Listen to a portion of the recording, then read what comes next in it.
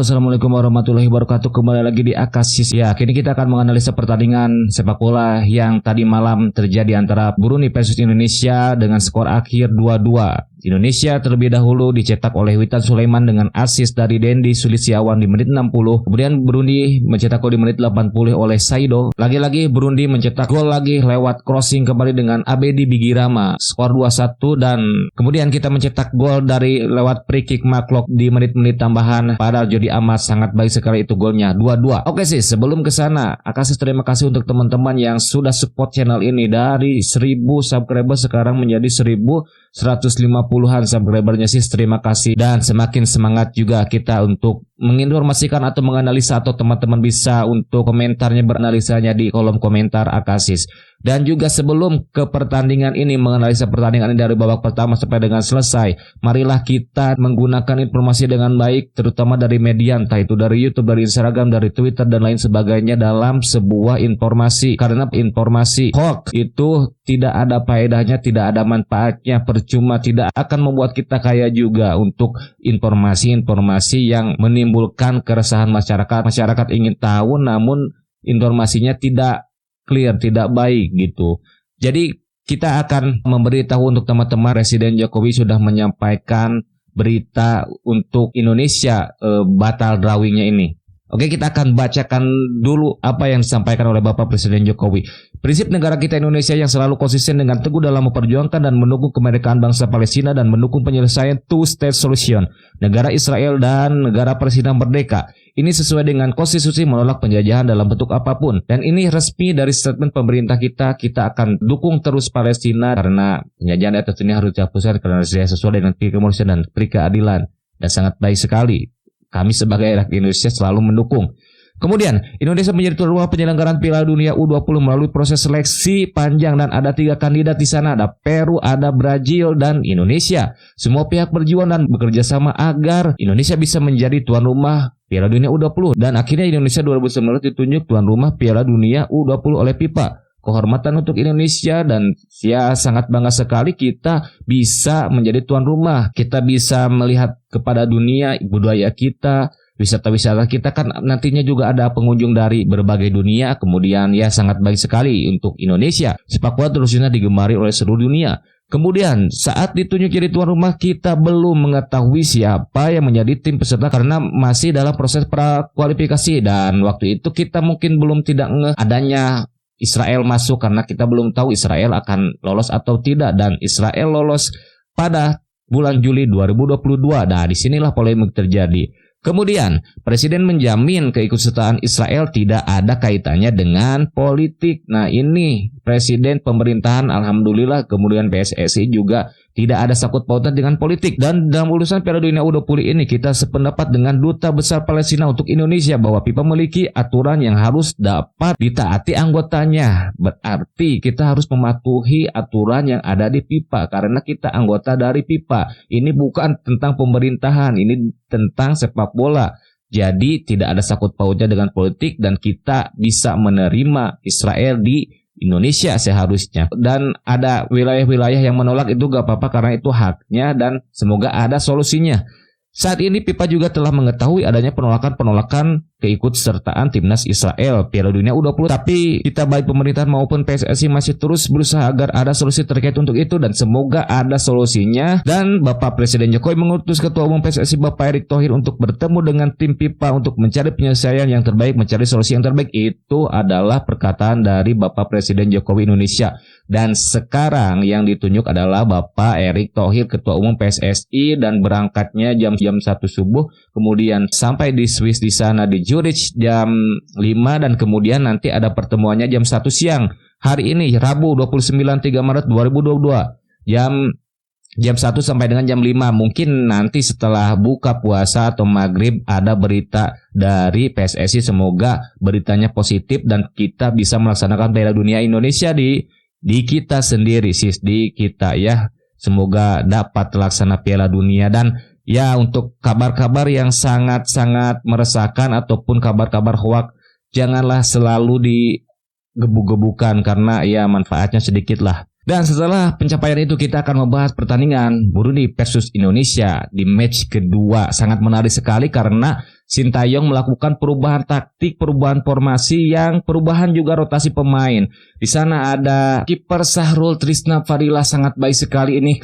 kiper yang kerasukan David De Gea. Kemudian dari center back kita memasang 4-3-3, menarik. Biasanya kita 3-4-3, sekarang 4-3-3. Nanti kita akan analisis juga kelebihan dan kelemahannya dari 4-3-3. Lebih kelebihnya sebenarnya kalau possession kita tidak mudah kehilangan bola. Itu kalau 4-3-3, dan pemain itu harus kuat dalam penguasaan bola, dalam melakukan passing-passing juga. 4-3-3 di sana ada Sahrul Trisna Fadila, kemudian ada Jordi Amat, kemudian Elkan Bagot di kiri, Jordi Amat di kanan, dan di kanannya dan di sayapnya sangat baik sekali Yance Sayuri dimainkan. Kemudian dari kiri Edo sangat baik sekali, namun Edo cedera karena benturan lewat crossing dari Jordi Amat. Kemudian dari sektor tengah Maklok dan Kapuaya. Maklok selalu 90 menit sangat baik sekali Maklok. Kapuaya ini benar-benar baik sekali Kapuaya. Hampir full, hampir dia kesakitan juga, namun dia masih bisa untuk bermain untuk Indonesia. Grafik sangat baik juga nantinya untuk Persib Maung Bandung bisa memainkan juga Kapuaya. Kemudian ada Yakob Sayuri dari sektor kanan juga. Jadi ini Kemarta Cibananya dari Indonesia bermain dengan apik, bermain dengan sangat baik. Namun yang cek mungkin dari menit-menit hampir akhir ya kram mungkin. Tetapi Yakob Sayuri benar-benar ini dua saudara ini fisiknya sangat baik. Staminanya sangat kuat, dribblenya sangat baik, bola-bola wancutnya sangat baik dari sektor sayapnya ini sangat-sangat merepotkan sekali. Kemudian dari sektor depan ada Lili Pali, kemudian ada Dimas Derajat dan Denny Sulisyawan. Dan dari awal Denny Sulisyawan menjadi kapten, dan benar-benar sekali Denny Sulisyawan ini pemain sayap yang stylish. Dia juga selalu diberikan main sayap oleh Bayangkaranya, di Bayangkara dia selalu di sayap, dan benar-benar sekali posisinya tidak tergantikan. Dan untuk Ramadan Sananta tidak apa-apa tidak dimainkan, untuk Ferrari tidak apa-apa, untuk Jaki, untuk Doni dan Abimanyu dan lain sebagainya. Ini proses ya untuk Witan.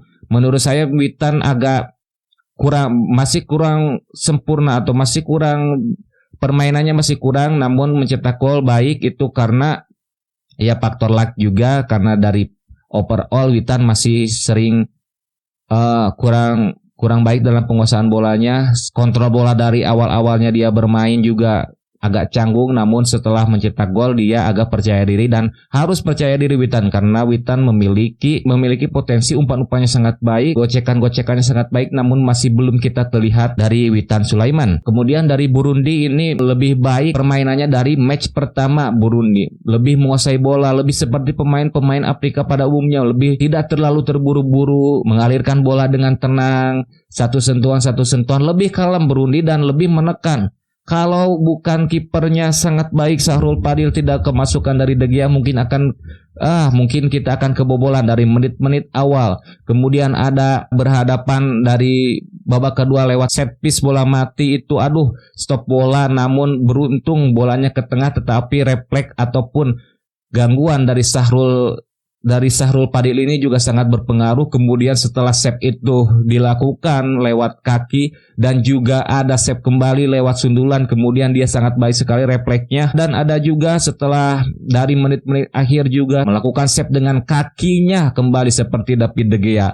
Dan untuk gol dari Witan Sulaiman itu juga dari Denny Sulisyawan sangat baik sekali. Kemudian ada gol. Nah, kita bisa melihat gol-gol yang tercipta dari Burundi ini adalah crossing yang sangat berbahaya ketika perputaran bola crossing itu menukik. Karena apa? Karena sekelas Elkan Bagot juga dari gol pertama itu ke lob. Karena susah untuk bola itu diantisipasi ketika kita sudah Elkan Bagot tetapi bola masih di atas dan menukik langsung ke pemain dari Burundi sehingga gol tercipta. Itu adalah kelengahan juga dari sayapnya, kita juga tidak bisa mengantisipasi, ataupun kita masih tidak fokus apakah itu umpannya akan bagus atau tidak. Kalau kita bisa melihat, seharusnya pemain back dari Indonesia harus lebih fokus, karena apapun umpan itu akan sampai atau tidaknya, pemain harus fokus karena supaya tetap terjaga konsentrasinya. Kemudian gol keduanya juga itu adalah kurang baiknya dari Jordi Amat. Overall sangat baik sekali, namun umpan-umpan silang seharusnya harus lebih cekatan lagi untuk memotong bola ataupun memenangkan perebutan duel di udara. 2-1. Dan keseluruhan pemain kita sangat baik. Babak-babak awal kita tidak bisa tertembus oleh Burundi. Burundi kesulitan. 4-3-3 sangat menarik sekali. Namun kita tetap sedikit ada kehilangan bola. 4-3-3 ini berarti posisi menyerang. Tetapi pergerakan dari Lili Pali juga terbatas. Karena jaraknya jauh. Beda lagi dengan 3-4-3. 3-4-3 ketika bertahan, kedepannya saling berdampingan, saling dekat gitu, saling dekat, pemain kompak bertahannya. Tetapi 4-3-3 juga pertahanan kita sangat baik sekali kawan. Terutama dari sektor kanan sangat sulit sekali untuk ditembus oleh tim lawan. Ada Yakob Sayuri dan Yance Sayuri, ini menarik. Dari sektor kiri Edo bermain dengan baik. Edo juga sangat baik sekali. Setelah digantikan, Arhan agak kesulitan untuk bertahan. Tetapi Arhan juga bisa menggantikan posisi dari Ebo. Andai kata Patiyama main, Saine Patiyama main dari sektor kiri, ada Sandy Walsh juga, lebih komplit kita, lebih tenang kita akan mengalirkan sebuah bola dari timnas Indonesia. Babak kedua masuk kita berada di pola 4-4-2 karena Witan Sulaiman lebih ke kiri, kemudian sering juga ke tengah, dan sangat-sangat kuat permainan kita meski tertekan. Kita masih kalau lewat terupas dari tengah tidak bisa dilewati. Burundi sangat kesulitan dan Burundi melakukan crossing mengandalkan postur-postur tinggi dari pemain Burundi. Dan Indonesia sangat baik sekali. Ini formasi pertama, mungkin kan biasanya identik dengan 3-4-3, sekarang 4-3-3, menarik. Berarti ya baik sekali juga untuk opsi-opsi apakah kelemahan-kelebihan dari pemain kita. Kalaupun ada juga momen dari Riko Simajuntak, Asnawi, kemudian di sana ada siapa lagi? Momen seperti pemain Maroko menusuk sekali dari sektor sayap. Kemudian satu sentuhannya itu dari pemain berdekatan tek lah, kemudian ke kotak penalti ada Dimas Derajat, namun bola ribonya ya kurang baik. Tapi itulah ciri khas kita. Semoga terus bisa dikembangkan pemain-pemain kita lewat bola-bola pendek-pendek seperti itu dari sayap, sangat menyulitkan. Juga Riko Simanjuntak bermain dengan sangat baik, dan ya menarik sekali nantinya untuk timnas kita, banyak pilihan, terutama ketika pemain kita ini banyak sekali persaingan di setiap lini. Dan juga ini sangat positif ketika ada persaingan untuk dari pemain inti dari Sintayong. Berarti tidak ada yang tidak mungkin nanti di liga-liga pemain-pemain berpacu tinggi untuk membela timnas, kemudian berinisiatif untuk selalu memberikan terbaik setiap penampilan-penampilannya. Itu tidak ada yang tidak mungkin untuk dipanggil oleh STY, karena kita bisa melihat STY sekarang akan lebih memilih pemain-pemain yang benar-benar kualitasnya, benar-benar permainannya sangat-sangat di level permainan terbaiknya. Misalkan Witan masih diberi kesempatan dan Witan dapat mempercayakan itu. Kemudian Kapuaya diberi kepercayaan dan Kapuaya juga membayar kepercayaan itu. Menarik sekali. Tidak ada yang tidak mungkin untuk pemain-pemain timnas yang lainnya ketika performanya sangat baik bisa dipanggil oleh Sintayong. Agak lega lah ketika skor 2-2, kalau tidak ya menjadi kritikan juga untuk Sintayong juga. Tapi ya itu adalah formasi baru dan harus diadaptasi dengan baru untuk teman-teman dari timnas Indonesia juga. Dan semoga juga Bapak Erick Thohir dapat menyelesaikan, dapat melobi, dapat berbicara dengan pihak dari FIFA bisa diselenggarakan, karena ini adalah harapan bangsa, anak-anak kita yang sudah latihan jauh-jauh hari lewat program dari STY juga, dari Hoki Caraka juga ada tweet itu menghancurkan karir kami dan lain-lain sebagainya lah. Semoga ada titik temu dan semoga kita bisa menyelenggarakan di Indonesia ini, karena fanatik dari bangsa kita juga sangat banyak sekali dari sepak bola. Dan ya, untuk video kali ini cukup disekian sekali. Terima kasih support untuk teman-teman yang selalu mensupport channel Akasi. Subscribernya bisa terus menambah. Terima kasih juga untuk kawan-kawanku. Jangan lupa mampir di sini untuk komen-komen.